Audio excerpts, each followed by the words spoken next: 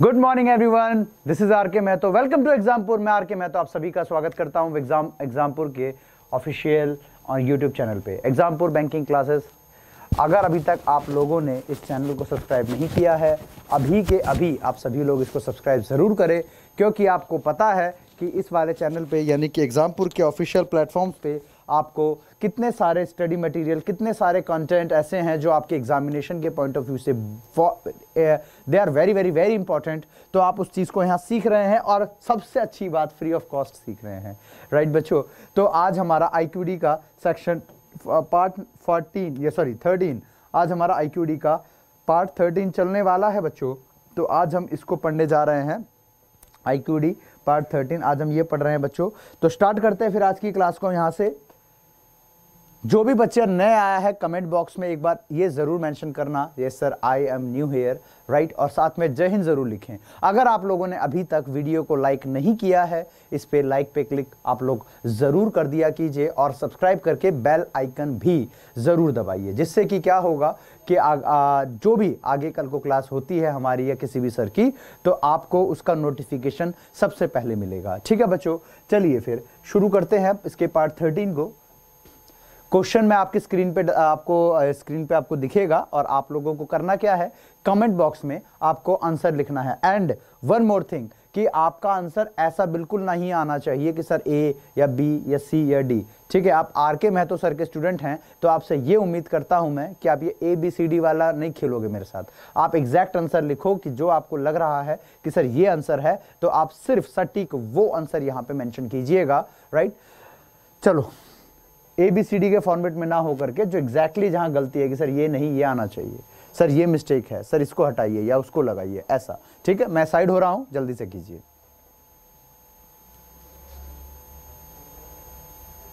Ten seconds.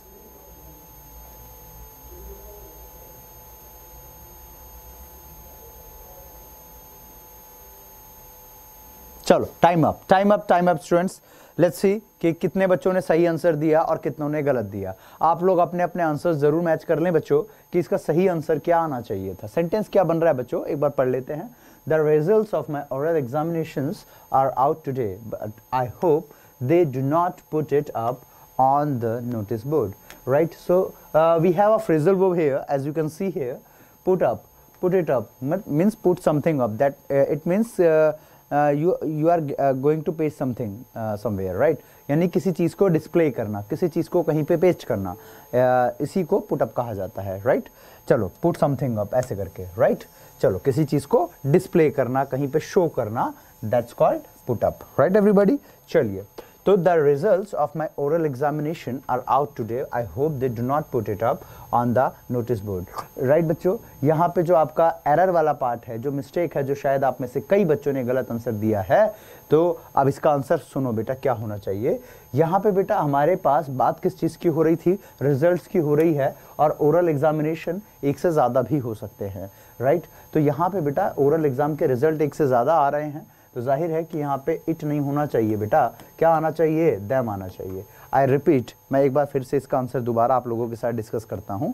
देखो क्या था, the results of my oral exams, यानी कि यहाँ से आपको एक चीज़ सीखने को मिली कि जब हमारे पास प्रीपोजिशन यानी कि ऑफ से चीज़ें जुड़ती है, ऑफ ही नहीं वैसे तो सभी प्रीपोजिशन पे ये नियम अलाउ होता है, ये नियम काम करेगा कि जो है सेंटेंस के अंदर हमेशा जो है सब्जेक्ट 1 के अकॉर्डिंग ही चीज़ें चलती है, यानी कि हमारा जो प्रीपोजिशन से पहले सब्जेक्ट 1 होता है उसके अकॉर्डिंग ही सब चलता है। तो the results of my oral exam are, क्योंकि रिजल्ट प्लूरल है इसलिए आर आया। Okay, today I hope they, अभी जो दे है ना यहाँ पे, ये दे का मतलब है वहाँ का मैनेजमेंट या वहाँ के स्टाफ लोग, ये सब चीज़ें। ठीक है, आई hope they do not put it up, यानी कि मुझे उम्मीद है कि वो लोग उन रिजल्ट्स को, इट नहीं आना चाहिए था, दैम आना चाहिए था, बिकॉज की बात रिजल्ट्स की प्लूरल के फॉर्म में हो रही है और आर से आप कंफर्म भी कर चुके हैं, इसलिए यहाँ पे बेटा इट का यूज गलत हो जाता, तो put them up on the notice board. Right, तो ये आपका सही आंसर आया। Is it clear everybody? अगर क्लियर है तो एक बार आप लोग जो है लाइक करके दिखा दीजिए या लिख दीजिए यस सर, डन। राइट, सो फिर मैं आगे बढ़ता हूँ। अगर आप लोगों को क्लियर है कि हाँ सर अब अच्छे से समझ में आ गया है, तो एक बार आप लोग ओके कर दीजिए।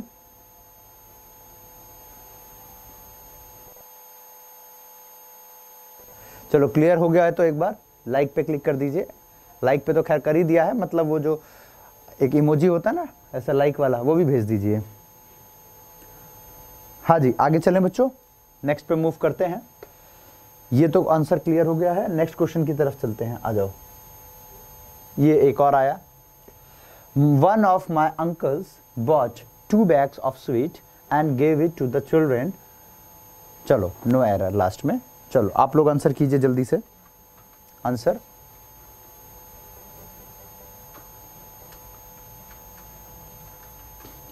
टेन सेकेंड्स दे रहा हूं बच्चों मैं आपको, 10 seconds, you have only 10 seconds. Start doing.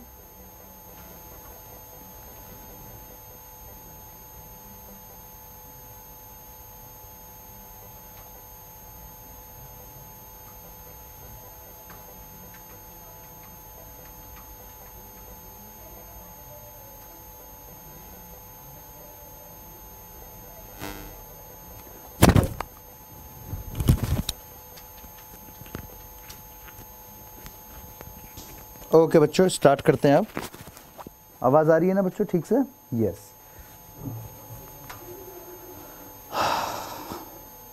चलो, one of my uncles bought 2 bags of the sweet and gave it to the children. देखो बेटा बहुत इजी था, कई बच्चों ने आंसर कर भी दिया है, सही भी किए हैं, लेकिन कुछ बच्चे डाउट में ही रहते हैं। देखो वन ऑफ माई अंकल, सबसे पहले तो बच्चों में कईयों को ये परेशानी कि सर यहाँ अंकल्स कैसे आया, राइट।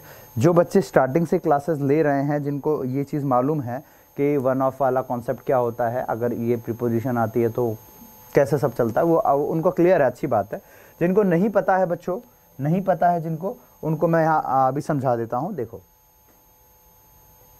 समझाता हूँ, गौर से सुनिएगा।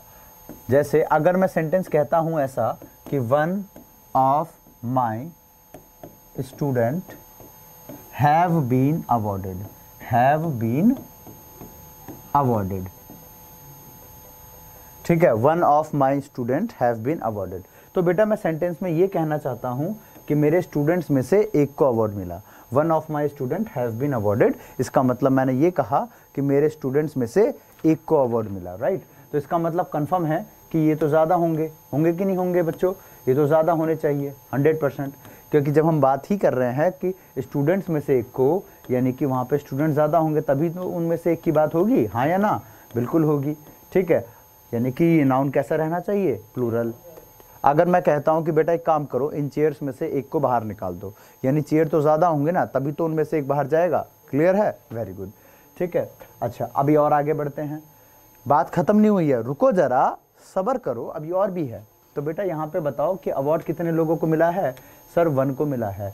तो जाहिर सी बात है कि इसके हिसाब से जो हमारा वर्ब होगा उस पर भी असर पड़ेगा, बिल्कुल पड़ेगा। तो बेटा यहाँ पे हैव नहीं हैज़ आ जाता, यानी कि वर्ब कैसी आती है? सिंगुलर। और ये चीज़ शायद मैं तीसरी या चौथी बार बता रहा हूँ आपको इतने दिन की क्लास में। तो ये अब आप लोग अच्छे से याद कर लें, ताकि ऐसा कोई भी कंटेंट, कोई भी कॉन्सेप्ट ग्रामेटिकली अगर ये बीच में घुस जाए किसी भी उसमें, तो कम से कम आप लोग उस टाइम में ये ना कहें कि सर ये कैसे आया, सर ये कैसे आया, सही है, सर वो कैसे, ये सब चीज़ें नहीं हो कम से कम, राइट। चलो तो क्वेश्चन पे वापस आ जाते हैं। तो वन ऑफ माई अंकल्स, तो अंकल्स अपनी जगह सही है, और ब्रॉड सेकंड फॉर्म है, तो जाहिर सी बात है इसका कोई सिंगुलर या प्लूरल तो बोलना नहीं है फिर, है ना। तो आगे गलती क्या है? 2 bags of sweet and gave it नहीं होगा, एंड गेव देम। देम किस लिए? क्योंकि यहाँ पे देम आ रहा है किसके लिए बच्चों?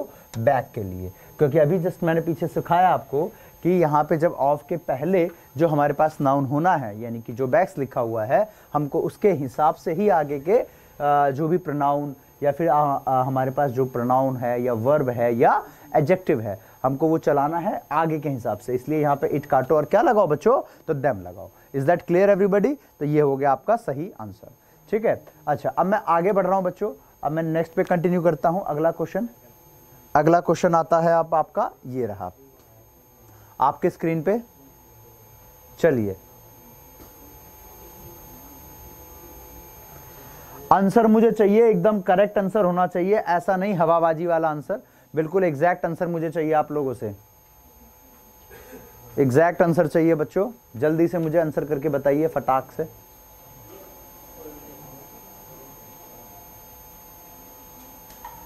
जल्दी करो बच्चों, मतलब आपको ये रखना है कि आपको कोई भी क्वेश्चन आ जाए, आपको मैक्सिमम से मैक्सिमम कितना टाइम लेना हो किसी भी क्वेश्चन के अंदर, आपको ज्यादा से ज्यादा अगर आप टाइम लेते हैं तो कितना, तो 10 सेकंड। 10 सेकंड मतलब 8 से 10 सेकंड के अंदर आपको अपना आंसर करना होता है। अगर आप एक एक क्वेश्चन में 4-4 मिनट 3-3 मिनट लगा रहे हैं, एक एक क्वेश्चन में 4-4 या 3-3 मिनट लगा रहे हैं, तो बेटा आपकी वहीं पे मिस्टेक हो जाती है। इतना टाइम आपको यूज मतलब नहीं वेस्ट नहीं करना। My uncle always says one should maintain his dignity and reputation. देखो बेटा यहां पे हमारे पास सब्जेक्ट क्या लिखा है, वन। ये एक्चुअल में स्पीच का डायरेक्ट वाला फॉर्मेट था। अगर आपने कॉमा इन्वर्टेड कॉमा वाली कहानी आपको याद है, अगर कॉमा और इन्वर्टेड कॉमा की चीज आपको याद है कि कॉमा इन्वर्टेड कॉमा आता है तो वो हमारा नरेशन होता है, नरेशन में भी डायरेक्ट स्पीच वाला। तो यहाँ पे हमारे पास वन शुड लिखा हुआ है ना, इसका मतलब ये डायरेक्ट है, कॉमा लिखा हुआ है। अब आ जाओ आपके मेन मुद्दे पे। यहाँ पे आंसर तो बेटा पहले समझ में आ गया होगा आपको, हिज नहीं आएगा, हिज की जगह वंस आएगा। क्या आएगा, वंस आएगा। अगर फिर भी थोड़ा बहुत भी डाउट है तो मैं इसको हड़बड़ी में या जल्दबाजी में खत्म नहीं करने वाला, डिटेल में इसका आंसर सुन लो। देखो मान लीजिए कि मैंने सेंटेंस ऐसा कहा कि everyone should respect dash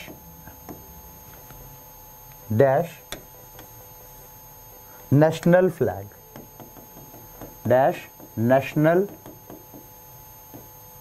flag।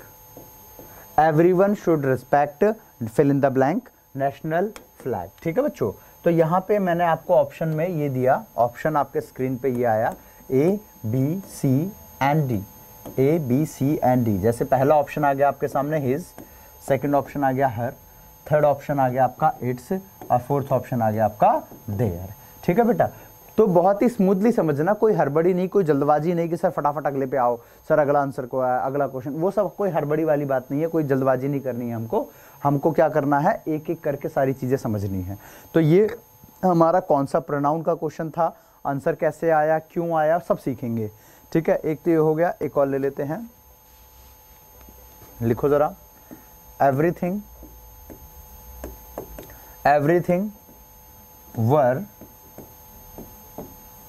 Were going good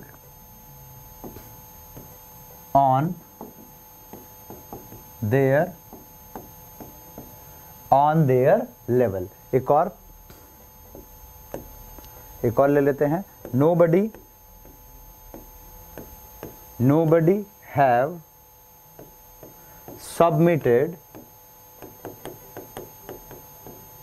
nobody have submitted their project। और एक आखिरी क्वेश्चन,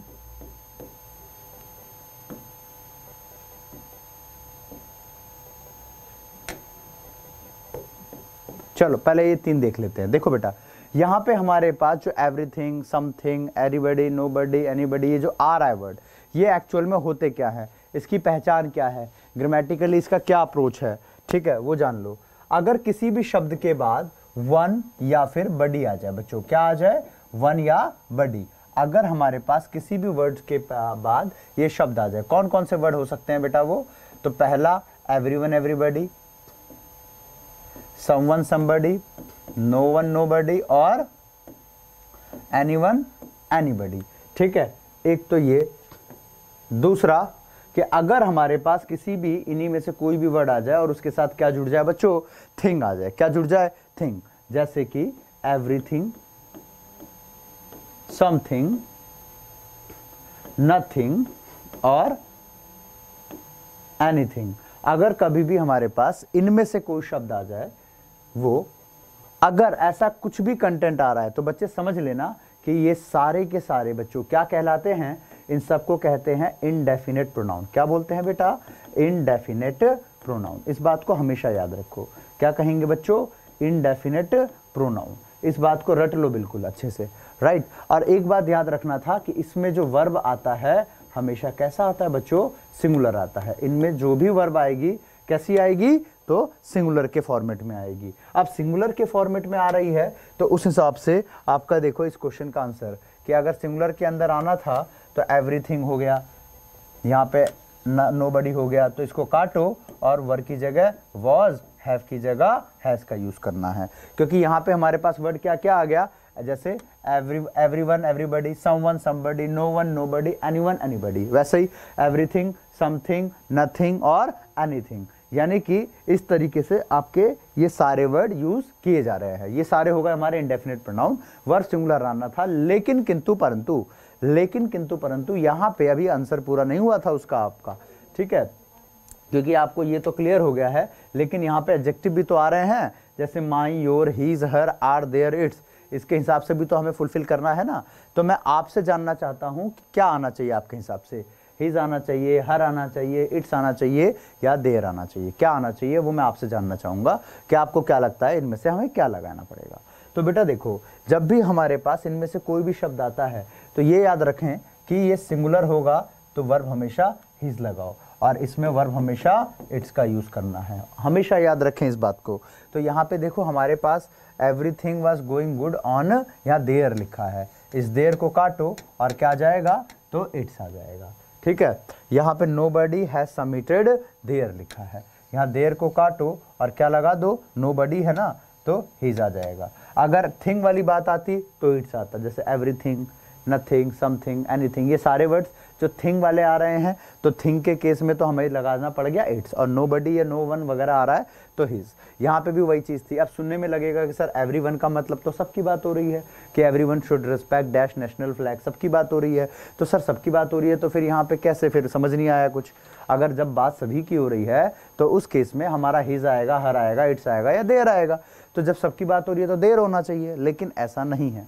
मैंने शुरू में ही आपको कह दिया इस बात का कि जब हमारे पास everyone, everybody, someone, somebody, no one, nobody, anyone, anybody, कोई भी ऐसा शब्द यूज हो रहा है, ये सारे हो गए हमारे क्या, ये सब होगा इंडेफिनेट प्रोनाउन। अब जाहिर है कि अगर ये वर्ब सिंगुलर ले रहे हैं तो एडजेक्टिव भी सिंगुलर लेंगे, उस हिसाब से सबसे पहले तो देयर को काट दो, देयर कट गया। अच्छा इट्स, ये जो इट्स वाला वर्ड है ये हमारा नॉन लिविंग के लिए होता है तो ये भी काट दो। अब बचा हीज और हर, अब ये हीज और हर में से क्या चुनेंगे, अब हीज और हर में से क्या चुनेंगे, अब वो बड़ा डाउटफुल रह गया।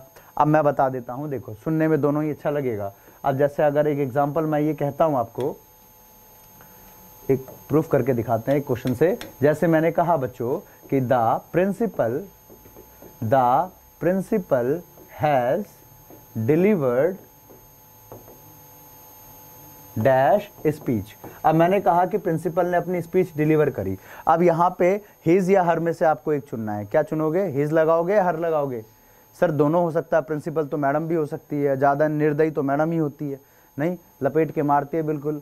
लड़कियों को तो खैर नहीं मारती है, लड़कों को ही लपेट के मारा जाता है, राइट। तो ऐसे में क्या होगा, लड़का या लड़की, हाँ प्रिंसिपल बॉय या गर्ल। तो हमेशा याद रखो, अगर कभी भी ऐसा हो कि इंग्लिश में कोई हमारे सब्जेक्ट का जेंडर ना पता चले तो हमेशा उस जेंडर को लगाया जाता है जिसका समाज में सबसे ज़्यादा शोषण किया जाता हो, यानी कि हिज। समझ गए?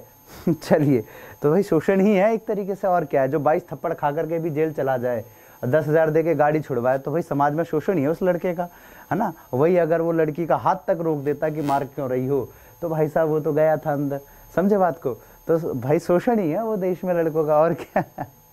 खैर मैं इंग्लिश में मजाक में बोला मैंने, ऐसा एक्चुअल में कोई इंग्लिश का लॉजिक नहीं कहता है, इंग्लिश का कोई ऐसा लॉजिक नहीं कहता है कि शोषण है, इसलिए ऐसा कुछ नहीं है, मैस्कुलिन को प्रधानता दी जाती है, राइट। वैसे बात तो सच है, दम है बात में कि भाई शोषण ही है एक तरीके से उनका, और क्या हो रहा है। तो the principal has delivered his speech, ऐसे होना था। उसी प्रकार से बच्चों यहाँ पे भी एवरीवन शुड रिस्पेक्ट हिज हो जाना चाहिए। मेरी बात समझ में आई? यही कारण था कि मैंने आपको ये लिखवाया। अगर आपने ये नोट नहीं किया है, मैं साइड हो रहा हूं, जल्दी से आप इसको नोट कर लो एक बार फटाफट से। 5 4 3 2 1 चलो टाइम अप कर लिया होगा, स्क्रीनशॉट भी मार लिया होगा। अब आपका आ जाओ वापस क्वेश्चन पे। हाँ, तो मैंने बताया कि अगर एवरीवन, एवरीबडी, समवन, नोबडी, जो भी ऐसा आ जाए तो उस केस में आपको क्या लगाना पड़ता था, हिज और वर्ब सिंगुलर।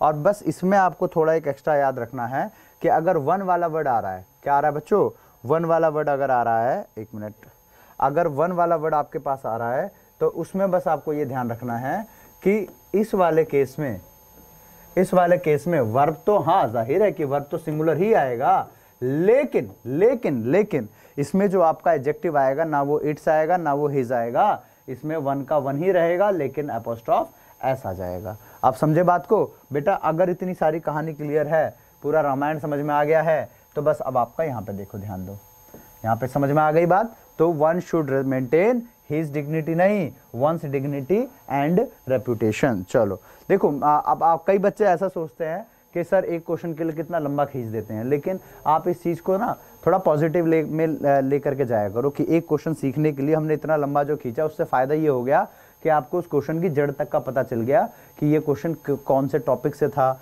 इससे रिलेवेंट अगर और भी चीज़ें आ गई तो आप कहाँ से उसको फाइंड आउट करोगे, मिस्टेक कैसे कैसे मिल सकती है, वो सारी बातें अब आपको क्लियर हो गई है। ठीक है, चलो अगले क्वेश्चन पे आ जाओ। ओ ये तो हो गया था ना, और माय अंकल, ओहो ये रिपीट हो गया शायद क्वेश्चन, कोई बात नहीं, इसका आंसर दो, इसका आंसर दो बच्चों।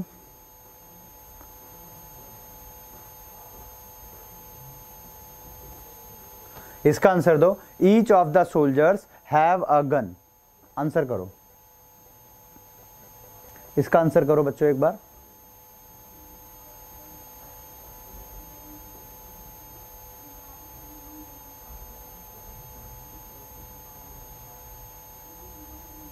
चलिए हो गया, कर दें स्टार्ट अब जी मालिक? ओके कर दे शुरू अब। हाँ तो गुरु हो जा शुरू, क्या बेटा? तो गुरु हो जाओ शुरू। देखो each of the soldiers have a gun. बेटा यहाँ पे अब आ जाओ, कौन सा वाला प्रोनाउन है? अभी जो मैंने पीछे पढ़ाया वो था डिस्ट्रीब्यूटिव, सॉरी इनडेफिनेट। अब आ जाओ डिस्ट्रीब्यूटिव वाले कहानी पे। डिस्ट्रीब्यूटिव केस ये अलग होता है, वो अलग होता है, ध्यान रखें, दोनों अलग अलग चीजें हैं। देखो बेटा,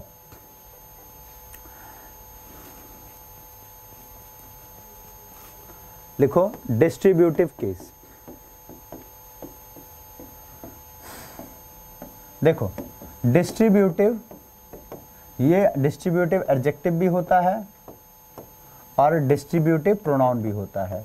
डिस्ट्रीब्यूटिव एडजेक्टिव भी होता है और डिस्ट्रीब्यूटिव प्रोनाउन भी होता है। ठीक है, जैसे कि ईच हो गया, एवरी हो गया, ईदर हो गया, नीदर हो गया, ये जो वर्ड्स होते हैं ये हमारे डिस्ट्रीब्यूटिव वर्ड्स होते हैं। ठीक है, वगैरह वगैरह एसेट्रा। ठीक है, ईच, एवरी, ईदर, नीदर। और यही चीज जब हम प्रोनाउन पे आ जाएं तो ये कुछ ऐसा हो जाता है, ईच, एवरी वन, ईदर और नीदर।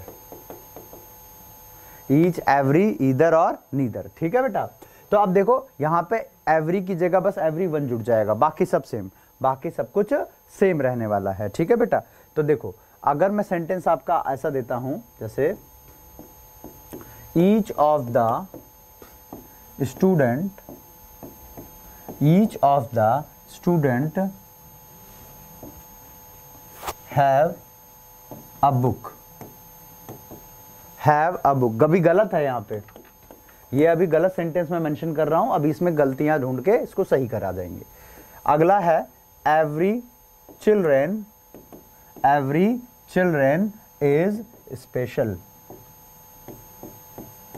special। अच्छा अगला एक और, neither books were yours, neither books were yours। अगला either of the pens was, either of the pens were red, right। अच्छा एक आखिरी और देख लेते हैं बच्चों। अगला है everyone should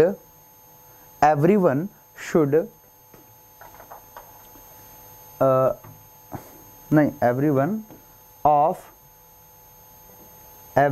of them will be called in for the meeting, ठीक है बेटा, ये हो गया आपका, everyone of them will be called in for the meeting. अब देखो बेटा यहाँ पे आपके एरर कहाँ है, कहाँ से आप मिस्टेक ढूंढोगे, और इसके बाद इसमें डिस्ट्रीब्यूटिव, ये पहचान तो मैंने आपको बता दी सबकी, राइट, पहचान मैंने बता दी आपको कि एडजेक्टिव कौन सा, प्रोनाउन कौन सा है। अब इसमें से सबसे पहले आप इनको आइडेंटिफाई कर लो और उसके बाद जो है इसके एरर पे आते हैं। देखो इन दोनों में एक डिफरेंस होता है बेटा, ये जो डिस्ट्रीब्यूटिव एडजेक्टिव होते हैं इनकी पहचान होती है कि आपको इसके बाद नाउन लगाना कंपलसरी है। अगर इनके बाद नाउन आ रहा है तो समझ जाना कि ये जो होते हैं क्या होते हैं बेटा, डिस्ट्रीब्यूटिव एडजेक्टिव। क्या होते हैं, डिस्ट्रीब्यूटिव एडजेक्टिव। अगर इसके बाद नाउन नहीं आ रहा, अगर इसके बाद नाउन नहीं आ रहा, इसके बाद क्या आ रहा है, या तो आ रहा है वर्ब और या तो क्या आ रहा है, प्रीपोजिशन, या तो वर्ब आ रहा हो या तो प्रीपोजिशन, तो समझ जाइए कि वर्ब या प्रीपोजिशन आ रहा है तो समझ जाइए कि वो हमारा क्या है, डिस्ट्रीब्यूटिव प्रोनाउन है। अब आप पहले इसमें से एक बार आइडेंटिफाई कर लो। यहाँ पे देखो ईच आया वर्ड, ईच आया, each, every, either, neither, everyone, ये सब सारे वर्ड आ रहे हैं। अब आप मुझे ये बताइए कि इनमें से कौन सा एडजेक्टिव और कौन सा प्रोनाउन है। तो अब आप गौर से देखें तो आपको दिखेगा कि यहाँ पे हमारे पास ये क्या है, प्रीपोजिशन है। ये क्या है सर, तो सर ये तो नाउन होता है, ये भी नाउन होता है, ये प्रीपोजिशन है, ये प्रीपोजिशन है। तो सर ये नाउन हो रहा है, इसका मतलब पक्का है कि ये दोनों हमारे क्या हो गए, तो ये दोनों हो गए एडजेक्टिव। ये दोनों क्या होगा बच्चों, एडजेक्टिव। बाकी के ये और ये तीनों क्या हो गए, प्रोनाउन हो गए। इतनी बात क्लियर है, बोलो यस, वेरी गुड। अब देखो बेटा यहाँ पे हमारे पास प्रोनाउन और एडजेक्टिव ढूंढना तो आ गया आपको, पहचानना तो सीख गए आप लोग, पहचानना तो आपको आ गया है। अब बस यही देखना है कि इसमें एरर कहाँ है, मिस्टेक वाला पार्ट है वो भी जरा आप जान लेते हैं। देखो मिस्टेक यहाँ है, टेस्ट कहाँ है, तो टेस्ट यहाँ है कि देखो जो हमारे पास डिस्ट्रीब्यूटिव एडजेक्टिव और डिस्ट्रीब्यूटिव प्रोनाउन, डिस्ट्रीब्यूटिव एडजेक्टिव और डिस्ट्रीब्यूटिव प्रोनाउन, जो मैंने अभी आपको इंडेफिनिट के तौर पे सिखाया था, सेम वही बात अब मैं आपको यहाँ बताने जा रहा हूँ। डिस्ट्रीब्यूटिव एडजेक्टिव हो या चाहे डिस्ट्रीब्यूटिव प्रोनाउन हो, एक बात तो रट लो कि वर्ब हमेशा कैसा रहेगा, सिंगुलर होगा। चाहे डिस्ट्रीब्यूटिव एडजेक्टिव लिखो चाहे डिस्ट्रीब्यूटिव प्रोनाउन लिखो, डजंट मैटर, वर्ब कैसा रहेगा, सिंगुलर रहेगा, ठीक है, डजंट मैटर, वर्ब रहेगा सिंगुलर, ठीक है। तो अब देखो यहाँ पे हमारे पास पहले तो सारे वर्ड्स को ढूंढ लेते हैं, चाहे एडजेक्टिव हो चाहे प्रोनाउन हो, वर्ब सिंगुलर है ना, तो यहाँ पे सिंगुलर ढूंढो। यहाँ पे ये गलत था, हैव काटो, हैज लगाओ, ये ठीक है अपनी जगह, हाँ सर ये तो सही है अपनी जगह। ये गलत हो गया, वर काटो और क्या लगाओ, वॉज लगाओ। उसी तरीके से यहाँ पे भी वर काटो, क्या लगाओ, तो वॉज लगाओ। अच्छा, तो इतनी बातें क्लियर हो गई, बोलो यस, वेरी गुड। अब बेटा यहाँ पे तो क्लियर हो गई सारी बातें। अब जो आखिरी मिस्टेक बची हुई है पार्ट, जो नेक्स्ट मूव आता है, ये है बेटा कि इन सब के बाद कुछ ना कुछ सब्जेक्ट भी आ रहा होगा, यानी कि कुछ ना कुछ नाउन भी आ रहा होगा। अब वो नाउन क्या आना चाहिए, यानी कि वो सब्जेक्ट क्या आना चाहिए, सिंगुलर आना चाहिए या प्लूरल आना चाहिए, अब मैं आपको वो क्लियर करता हूं। याद रखें कि एडजेक्टिव के केस में रहना चाहिए कैसा बच्चों, लिख लो, एडजेक्टिव के केस में नाउन सिंगुलर और प्रोनाउन के केस में नाउन कैसा होगा, तो प्लूरल होगा, उसमें रहेगा सिंगुलर और इसमें रहेगा प्लूरल। इस बात का ध्यान रखना, मैं फिर रिपीट करता हूं, डिस्ट्रीब्यूटिव एडजेक्टिव हो या चाहे प्रोनाउन हो, वर्ब तो सिंगुलर ही रहेगी, नो डाउट। बस आपको नाउन का ध्यान रखना है कि एडजेक्टिव में सिंगुलर और इसमें प्लूरल। वर्ब सारे सही कर लिए थे, अब आ जाओ मुद्दे पे। ये प्रोनाउन था, यानी कि नाउन कैसा आना चाहिए, प्लूरल, तो क्या होना चाहिए, स्टूडेंट्स, स्टूडेंट्स हो गया, ठीक। अच्छा, अगले में एडजेक्टिव था, यानी कि कैसा आना चाहिए, सिंगुलर। सिंगुलर क्या होता है, चाइल्ड होता है सर, चाइल्ड, क्योंकि चिल्ड्रन तो प्लूरल होता है, ठीक है, एवरी चाइल्ड इज स्पेशल, ऐसी तो बोलते हैं ना सेंटेंस। अगला ये क्या है, तो सर ये भी एडजेक्टिव है, एडजेक्टिव है तो क्या आएगा, सिंगुलर, लगा दो, क्या लगाओ बेटा, तो लगाओ बुक, क्या लगाओ, बुक, ठीक है। और आगे बढ़ते हैं बेटा, इधर ये हमारा प्रोनाउन है, प्रोनाउन है तो सर प्लूरल आना चाहिए, प्लूरल है, हाँ जी सर प्लूरल है। आखिरी बच गया, अब आखिरी बच गया, ये बचा एवरी वन ऑफ देम, बाकी सब तो क्लियर हो गए, अब आखिरी बच गया। अब इसमें क्या गलती है, मैं आपको 5 सेकंड नहीं 10 सेकंड ले लो, जाओ और इसका आंसर बताओ, जिसने सही आंसर बताया उसको इनाम मिलेगा। आप लोग कमेंट करो अपने अपने आंसर, और जो बच्चे पढ़े हुए हैं वो आंसर बता के हीरो ना बने, ठीक है, कहीं पे भी ऑनलाइन ऑफलाइन कहीं भी पढ़े हुए हैं तो कृपया हीरो ना बने, और हीरोइन भी। चलो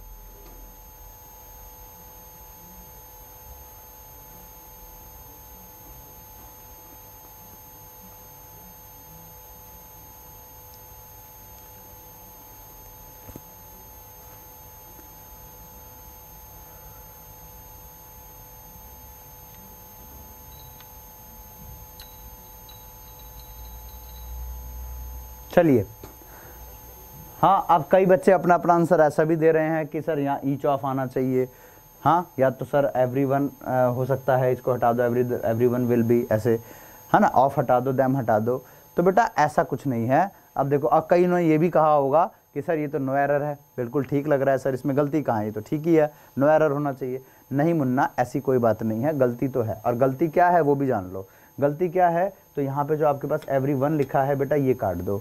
यहाँ पे एवरीवन नहीं आएगा, यहाँ आएगा एवरीवन। ठीक है, अब सर सुनने में तो एक ही बात बोली है आपने कि सर एवरीवन नहीं आएगा, एवरीवन आएगा, बात तो एक ही है बेटा। ध्यान से देखो मैंने लिखा क्या है, ध्यान से देखो मैंने दोनों एवरीवन में कितना फ़र्क किया है। हो सकता है कि कई बच्चे जीवन में पहली बार ये फ़र्क देख रहे हों कि अच्छा ये वाला एवरीवन अलग होता है और ये वाला अलग होता है। वाह भाई वाह, हाँ, एवरीवन को एक साथ लिखा तो वो गलत है और एवरी अलग वन अलग लिखा तो वो ठीक है। सर ऐसे कैसे हो सकता है?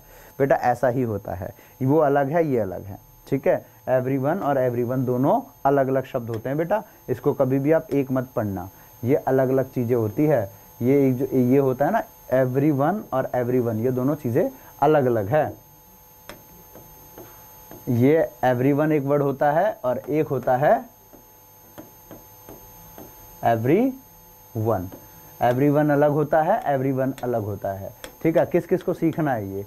जिसको सीखना है तो अभी मैं आपको सिखा दूंगा, पहले आपका आंसर कर लेते हैं। ये दोनों अलग अलग चीज़ें होती है बेटा, एवरीवन एवरीवन। ठीक है, अब आ जाओ वापस आपके क्वेश्चन पे। अब देखो सारी बातें अगर आप सीख चुके हो तो अब ये जो ईच लिखा है बताओ पढ़ के कि ये ईच क्या है, नाउन, प्रोनाउन, एडजेक्टिव, वर्ब क्या है। तो सर अभी पीछे सीखा हमने कि जो ईच, एवरी, ईदर, नीदर वगैरह वर्ड होते हैं, अगर इसके जस्ट बाद नाउन आ जाता तो ये एडजेक्टिव बनता, लेकिन यहाँ नाउन नहीं आ रहा, इसके जस्ट बाद क्या आ रहा है बच्चों? तो ऑफ आ रहा है, प्रेपोजिशंस। और यहाँ पे जब प्रीपोजिशन आ गया इसका मतलब ये हमारा ईच क्या निकला? तो सर जी प्रोनाउन निकला। ठीक है, अच्छा, प्रोनाउन के बाद नाउन कैसा आता है सर? प्लूरल आता है। सोल्जर्स अपनी जगह सही है, लेकिन गलती कहाँ हो गई सर? ये रही गड़बड़ी, यहाँ हैव नहीं आना चाहिए था, क्या आना चाहिए था? हैज़। आप क्लियर हो गया होगा। यानी कि देखो एक छोटी सी चीज़ सीखने के लिए हमने कितनी लंबी चौड़ी रामायण पढ़ ली, और उसके पीछे कारण यही था। कारण मेरे सिखाने का पर्पस बेटा हमेशा यही रहता है कि आप लोगों को मैं ज़्यादा से ज़्यादा मैं ज्ञान दे सकूं, अपने अंदर जितना है वो आप में उड़ेल सकूं एक बार में कि हाँ बेटा आप इस तरीके से करो, आपको आगे फ़ायदा मिलेगा। ठीक है, चलो खैर, तो अब आप लोगों ने इंडेफिनेट प्रोनाउन आज अच्छे से समझ लिया। इंडेफिनेट प्रोनाउन, इसके अलावा डिस्ट्रीब्यूटिव, है ना, आप पढ़ ही नहीं लिया, एकदम आपके रगों रगों में आ गया होगा अगर आपने ध्यान से अभी तक की क्लास अटेंड की है तो। ठीक है, आगे चलते हैं, चलो स्टार्ट करो। When I met her in 2019, we worked together. When I met her in 2019, we worked together in 4 years before. चलो मैं साइड हो रहा हूँ। ठीक है, अच्छा सर वो एवरीवन वाला पूछ रहे हो डाउट? ठीक है, ये क्लास के आखिरी में या फिर इसको हम करेंगे अगली क्लास के स्टार्टिंग में। ठीक है, ये डोंट वरी, मेरे को याद रहेगा, ये करवाऊंगा, जरूर करवाऊंगा। अगला क्वेश्चन देखो।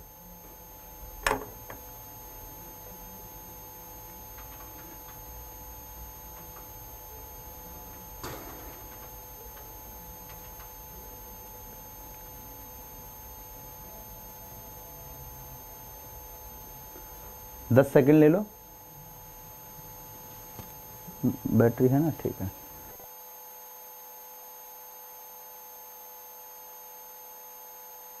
हाँ बेटा आवाज़ आ रही है ना सभी को बच्चों? चलो करो जरा जल्दी करो, मैं पानी पी लूँ।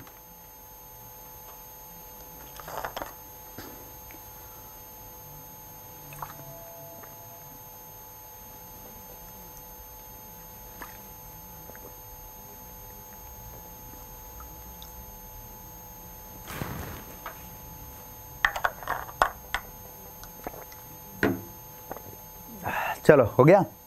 When I met her in 2019, we worked together 4 years before। देखो क्या आंसर होगा इसका, बताता हूँ। अब इसके पीछे भी कोई रूल रट्टा नहीं बताऊंगा, इसके पीछे भी जो पूरा जेन्युइन लॉजिक है वो सुनो। The bell had rung before Supriya had reached her school।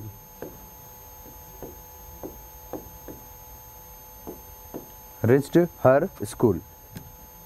ठीक है, अब ये बताओ इस सेंटेंस को पढ़ के कि पहले क्या हुआ, पहले की स्कूल की बेल बजी है या पहले वो स्कूल पहुंची है। एक और,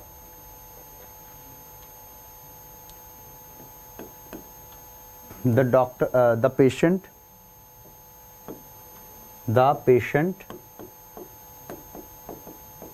had died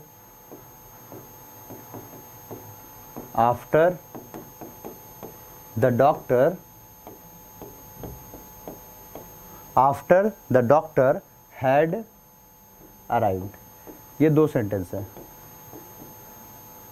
अब ये बताओ पहले क्या हुआ, पहले डॉक्टर मरा या पहले पेशेंट आया, सॉरी पहले पेशेंट आया या पहले डॉक्टर मरा। उसी तरीके से पहले स्कूल की बेल बजी है या पहले वो स्कूल पहुंची है। सर जाहिर सी बात है कि पहले बेल बजी है उसके बाद वो स्कूल पहुंची है, यानी कि वो लेट हो गई है। तो देखो ऐसे क्वेश्चंस को कभी भी डील करो तो आप ऐसे समझ लो कि जो बिफोर और आफ्टर लिखा है, बिफोर का मतलब होता है पहले और आफ्टर का मतलब क्या होता है बच्चे, बाद में, पहले और बाद में। आप इसको पहले को पढ़ो से पहले और बाद को पढ़ो के बाद। अब बैक से आप पढ़ो, अपने आप मीनिंग आएगी। Supriya had reached her school, Supriya के स्कूल पहुंचने से पहले the bell had rang, bell बज चुकी थी। यानी कि यहाँ पे पहला काम हो गया बेल बजने का, यानी कि बेल बजना हमारा हो गया फर्स्ट एक्शन और उसका स्कूल पहुंचना हो गया हमारा सेकंड एक्शन। ठीक है, उसी तरीके से अब इसको पीछे से पढ़ो। The doctor had arrived, doctor के आने यानी डॉक्टर के पहुंचने के बाद पेशेंट मरा। यानी कि पहले क्या हुआ है, तो इस बार पहले डॉक्टर पहुंचा है। जरूरी नहीं कि हर बार जो है आप उसी को मार दो भाई, ऐसा थोड़ी होता है। तो यहां पे हो गया फर्स्ट एक्शन पीछे और सेकंड एक्शन आगे।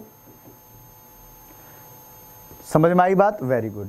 बस अब आपको इतनी चीज सीख रही थी, फर्स्ट एक्शन और सेकंड एक्शन। अगर आपको क्लियर है तो अब बस आप इतना सा और याद रख लेना कि जो हमारा फर्स्ट एक्शन होता है, जो हमारा फर्स्ट एक्शन होता है ये हमेशा, और सेकंड एक्शन, फर्स्ट एक्शन और सेकंड एक्शन, जो हमारा फर्स्ट एक्शन होता है ये हमेशा कौन से टेंस में बनेगा बच्चों, याद रखें कौन से टेंस में बनेगा बच्चों, तो पास्ट के परफेक्ट टेंस में बनेगा। और जो सेकंड एक्शन होगा वो हमेशा कौन से टेंस में बनेगा बच्चों, तो ये बनेगा सिंपल के पास्ट में। इस बात का खास ख्याल रखें और याद रखें कि ये इस तरीके से सेंटेंस बनता है। फर्स्ट एक्शन बनेगा हमेशा किस में, पास्ट परफेक्ट में, और सेकंड एक्शन हमेशा किस में, तो सिंपल पास्ट में। ये दोनों बातें याद रहेगी, बोलो यस। ये दोनों चीज़ें अगर आपको क्लियर है, अच्छे से याद रहेगी, तो फिर हम आगे चलते हैं। देखो यहाँ पे फर्स्ट एक्शन सेकंड एक्शन अगर आपका क्लियर है तो अब यहाँ पे देखो हमारे पास फर्स्ट एक्शन क्या आ रहा था, यहाँ पे द बेल हैड रंग। फर्स्ट एक्शन में पास्ट परफेक्ट आता है, ठीक है अपनी जगह, यस सर।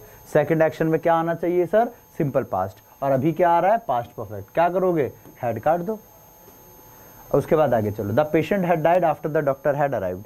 ठीक है, अब देखो यहाँ पे हमारे पास आफ्टर लिखा है, अब आफ्टर लिखा आ रहा है, सेकंड एक्शन आगे है। सेकंड एक्शन किस में बनता है, सिंपल पास्ट में। फर्स्ट एक्शन किस में बनता है, पास्ट परफेक्ट में। अब देखो पास्ट परफेक्ट आ रहा है पीछे वाली लाइन में, हाँ जी सर आ रहा है, हैड प्लस वर्ब की थर्ड फॉर्म। ठीक है, आगे वाले में आना चाहिए था कौन सा, ये सिंपल पास्ट। तो क्या ये सिंपल पास्ट है, नहीं सर, तो क्या करोगे, हैड काट दो, हो गया आंसर। बस आपको यही करना है, ठीक है, हेड काट दो, आंसर हो गया। अगर आपको ये समझ में आ गया, वैसे मैं हट रहा हूँ, एक बार स्क्रीनशॉट लेना है स्क्रीनशॉट ले सकते हो, या फिर अगर आपको लिखना है तो लिख सकते हो वीडियो को पॉज करके। ठीक है, मैं साइड हो रहा हूँ, आप एक बार जल्दी से नोट कर लो, 10 सेकेंड बस। 10 9 8 7 6 5 4 3 2 1। चलो डन एवरीबॉडी, क्लियर हो गया। अब आगे बढ़ते हैं। तो यहाँ पे हमने क्या बात सीख ली कि फर्स्ट एक्शन सेकंड एक्शन सारी बातें आपने अच्छे तरीके से समझ ली है। अब इसमें थोड़ा और आगे बढ़ते हैं। तो अब जैसा आपका क्वेश्चन मैंने दिया था सेम उसी पैटर्न पे अब मैं आपको एक करवाता हूँ और हाथों हाथ क्लियर हो जाएगा। When I saw him in 2017 we studied together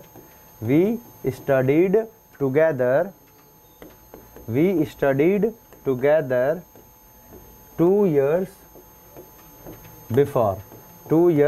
before। ठीक है, अच्छा साफ साफ लिख देता हूँ एक बार दोबारा से, ये थोड़ा सा, चलो 1 मिनट। देखो मैं फिर से एक बार साफ साफ लिख देता हूँ। when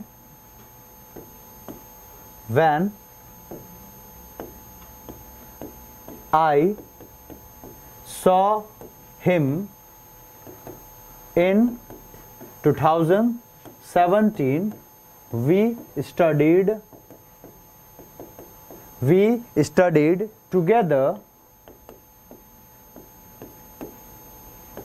3 years before.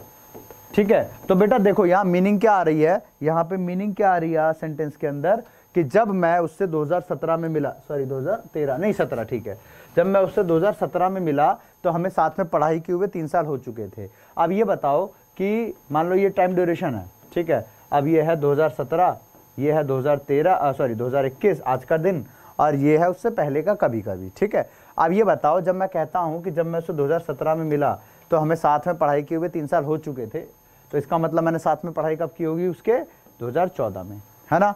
अब ये बताओ कि कोई अगर इवेंट हो लाइफ का तो वो पहले 2014 होगा या पहले 17 में आएगा, तो पहले 14 में आएगा, क्योंकि टाइम तो पहले 14 आएगा 2014, उसके बाद 2017 आएगा, यानी कि पहले 2014 आएगा, पहले 2014 आएगा, यानी कि 2014 वाली बात हो गई हमारी फर्स्ट एक्शन, यानी कि यहाँ पे जो हमारा स्कूल में पढ़ना हो गया था वो हो गया था हमारा फर्स्ट एक्शन। और जो मैं उससे मिला तो बाद में होगा, पहले तो पढ़ाई की होगी मैंने साथ में, तो मिलने वाली बात हो गई सेकंड एक्शन, यानी कि यहाँ से लेकर के यहाँ तक जो हो गया ये हो गया हमारा सेकंड एक्शन। और ये जो मिलने वाली बात थी, ये जो स्कूल में पढ़ाई करने वाली बात थी, ये हो गई हमारी फर्स्ट एक्शन। तो बस अगर इसको ज़्यादा डिटेल में आपको जानना है और ज़्यादा डीप में तो टेंस की क्लास देख लेना, वहाँ पे इसको मैंने पूरा खोल करके बताया। अभी यहाँ खोल के बताने लग जाऊँगा तो 1 घंटा इसी में निकल जाएगा पूरा, राइट। तो फिलहाल फर्स्ट एक्शन सेकंड एक्शन आपको क्लियर हो गया है, तो बस आपका आंसर आ गया है, यहाँ पे हेड आएगा, यानी कि भाई पहले 2013 आया होगा, सॉरी 14, तो 2014 में हमने साथ में पढ़ाई की और उसके बाद 3 साल के गैप के बाद मुझे 2017 में वो इंसान दिख गया। ठीक है, ये वाली बात थी, तो हेड आना चाहिए था। अब उसी के तर्ज पे बेटा इसका आ जाओ, व्हेन आई मेट हर इन 2019, जब मैं उससे 2019 में मिला, तो हमें साथ में काम करे हुए कितना साल हो गया था, 4 साल हो गया, यानी कि कब किया होगा हमने काम, यानी कि 2015, 16, 17, 18, 19, हाँ 15 में, यानी कि 2015 में हमने साथ में वर्क किया है किसी कंपनी में। इसका मतलब ये हो गया कि जो है काम करने वाली बात पहले हुई है, यानी कि काम हमने पहले किया है और उसके बाद जो है वो मेरे को कहीं शादी पार्टी मतलब कहीं पे दिखा है, तो मैं कहता हूँ कि जब मैं उससे मिला तो हमें साथ में काम किए हुए 3 साल हो चुके थे। ऐसा बोलते हैं ना सेंटेंस, को आने से पहले ये हो गया था, उसके पहुँचने से पहले काम खत्म हो चुका था, तो वही। तो यहाँ पे गलती मिल गई, तो वी वर्कड लिखा है तो हो जाएगा we had worked together. Clear हो गया, साइड हो जाऊं, ठीक है। चलो आगे चलते हैं बच्चों, अगर आपको ये कॉन्सेप्ट क्लियर हो गया है अच्छे तरीके से। अब अगला क्वेश्चन ये वाला, the army will attack on the enemy at don.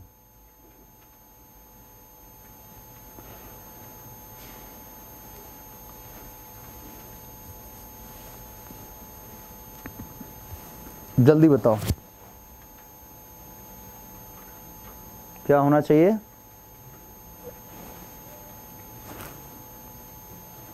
मैं बता देता हूं, देखो मैं बता देता हूं, let me clear all the points. The army will attack on the enemy at dawn. ठीक है, अब मैं चाहूं तो एक झटके में आंसर कर सकता हूं, लेकिन आपको पता है मेरी आदत वो नहीं है।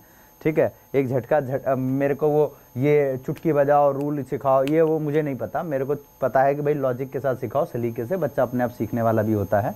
ठीक है, ये जादू टोना करना नहीं आता है मुझे इंग्लिश के साथ, भाई जो चीज़ें कॉन्सेप्ट पे चलती है कॉन्सेप्ट ही सीखो। ये कोई आपको ऐसे सिखाता फिर है ना कि ये चुटकी में ये आ जाएगा, ताली बजाते ही टेंस सीख लो, है 2 चुटकी बजाओ आप वॉइस नरेशन सब आ जाएगा, वो चुटका चुटकी जो होता है बेटा वो चुटका चुटकी ये कर देते हैं, फिर वो तो ज़िंदगी भर वो ऐसे ही रह जाता है। इसलिए जो है आप इसको लॉजिकली समझो। देखो अगला है, ये मैंने क्वेश्चन आपके सामने रखा, the army will attack on the enemy at don.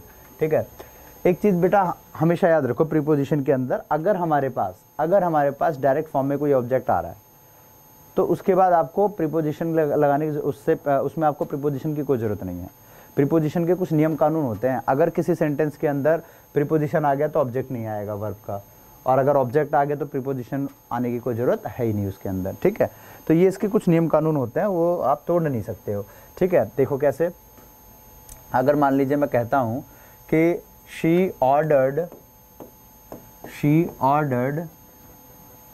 For a glass of water, for a cup of T, she ordered for a cup of T, for a cup of T. ठीक है, एक ये हो गया, एक और दिखाता हूं आपको।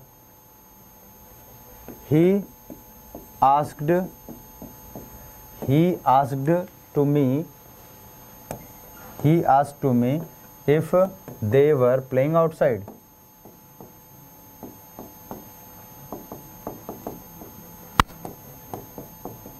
आउटसाइड, देखो बेटा, तो यहाँ पे मैंने आपको स्टार्टिंग में एक बात कही, वैसे प्रीपोजिशन का टॉपिक आप अगर पढ़ लोगे तो आपको और बेहतर क्लियर हो जाएगा, क्लैरिटी थोड़ी और खुल जाएगी आपकी।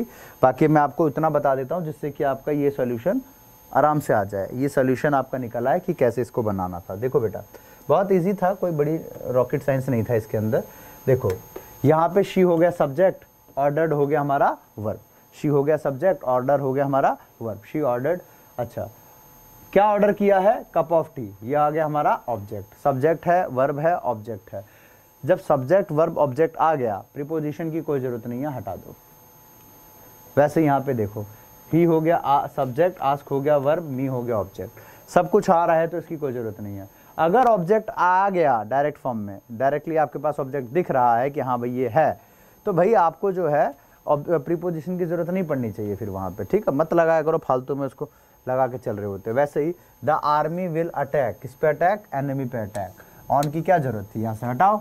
ठीक है, प्रीपोजिशन देखा बेटा, बहुत ही इंटरेस्टिंग टॉपिक है ये जो है ना, इसको हवा बना रखा लोगों ने कि ऐसा है वैसा है।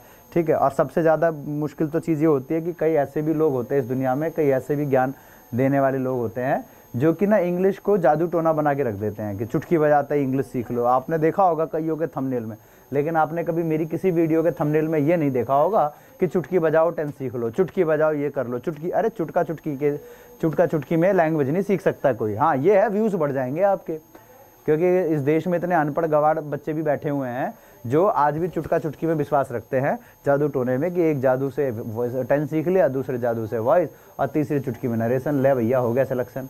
हाँ, तो बेटा ये चुटका चुटकी वाले थंबनेल से सिर्फ व्यूज़ बढ़ सकते हैं, लेकिन कंटेंट क्वालिटी नहीं बढ़ती है कभी भी। इसलिए आप लोग जो है सिर्फ और सिर्फ सलीके से सीखो, अच्छा सीखो, ताकि आपको वो लॉन्ग लाइफ याद रहे। ठीक है बेटा, तो ये कुछ बच्चे ये चाह रहे हैं एवरीवन वाला कॉन्सेप्ट क्लियर करे। बेटा कल की जो क्लास होगी ना, उसको कोई मिस मत करना, यानी कि जो नेक्स्ट क्लास आपकी होगी इसके बाद, मतलब अगला वाला जो इसका सीरीज होगा, कल जो चलेगा क्लास आपका, उसमें स्टार्टिंग में ही आपको एवरीवन और एवरीवन में फ़र्क बताऊंगा मैं, क्या फ़र्क होता है एवरीवन और एवरीवन के अंदर। ठीक है, ताकि आपको ये डाउट ना रहे किसी तरीके का कि सर ये एवरीवन और एवरीवन में क्या डिफरेंस होता है।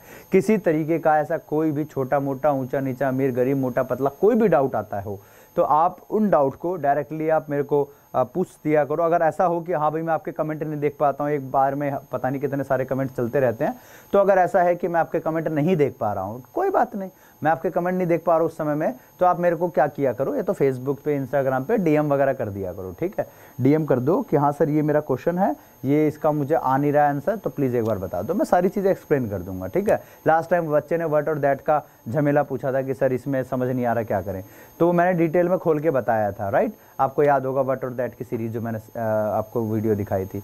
तो बहुत सारी चीज़ें हैं बच्चों, आपको आगे भी सीखने जानने को मिलेगी। ठीक है, तो खैर आज की क्लास में बस इतना ही। इसके बाद जो है मिलते हैं अगली क्लास में। अगली क्लास में आते ही हम एवरीवन का दोनों का मैं आपको फ़र्क सिखाऊंगा कि कहाँ पे हम किसका यूज़ करते हैं। ठीक है बेटा, तो फिलहाल आज के लिए इतना ही। अभी तक अगर आपने लाइक नहीं किया है वीडियो को तो ज़रूर लाइक कीजिए, चैनल को सब्सक्राइब नहीं किया है अभी के अभी आप लोग इसको ज़रूर से ज़रूर सब्सक्राइब कर लें और बेल आइकन ज़रूर दबा दें, जिससे कि आपको फ़ायदा ये होगा कि कोई भी अगली क्लास होगी तो आपको सबसे पहले नोटिफिकेशन आप तक पहुंच जाएगा। ठीक है बच्चों, तो बस आज के लिए इतना ही, मिलते हैं फिर अगली क्लास में। तब तक के लिए bye bye, take care, keep learning, keep growing. जय हिंद।